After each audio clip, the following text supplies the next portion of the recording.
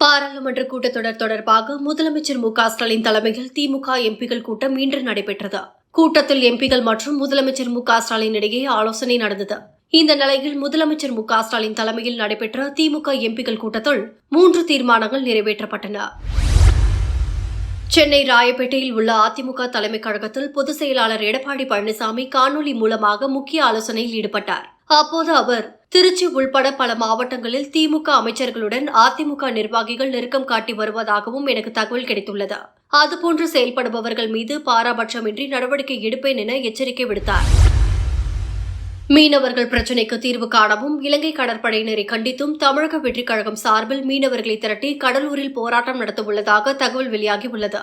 விரைவில் நடைபெறவுள்ள போராட்டத்தில் விஜய் பங்கேற்க உள்ளார் என்றும் கூறப்படுகிறது. குஜராத் மாநிலத்திற்கு 2 நாள் சுற்றுப்பயணம் மேற்கொண்ட காங்கிரஸ் எம்பி ராகுல் காந்தி கட்சியினரிடையே உரையாற்றினார். அதை விமர்சித்த பாஜக தேசிய செய்தி தொடர்பாளர் சுதான்ஷு திரிவேதி கூறுகையில், 140 ஆண்டுகால காங்கிரஸ் வரலாற்றில் மிகவும் தோல்வியுற்ற தலைவர் ராகுல் காந்தி. குஜராத்தில் கட்சி தொண்டர்களுடன் சந்திப்புகளை நடத்தி வெற்றிக்கான மந்திரத்தை அவர்களுக்கு கற்பிக்கிறாராம் என்றார்.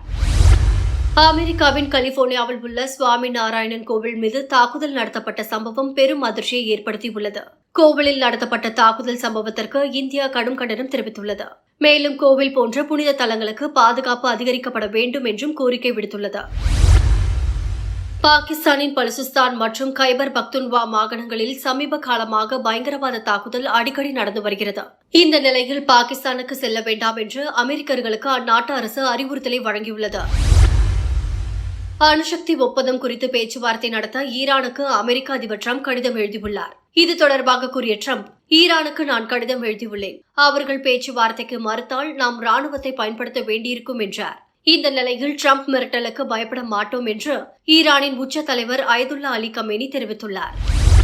சாம்பியன்ஸ் டிராபி 2025 கிரிக்கெட் தொடரின் இறுதிப் போட்டி துபாயில் நடைபெற்று வருகிறது. இந்தியா மற்றும் நியூசிலாந்து அணிகள் மோதிய இந்த போட்டியில் டாஸ் வென்ற நியூசிலாந்து அணி பேட்டிங் தேர்வு செய்து விளையாடி வருகிறது. இதில் 25 ஓவர்கள் முடிவில் 4 விக்கெட் இழப்பிற்கு 114 ரன்கள் அடித்து நியூசிலாந்து அணி எடுத்தது.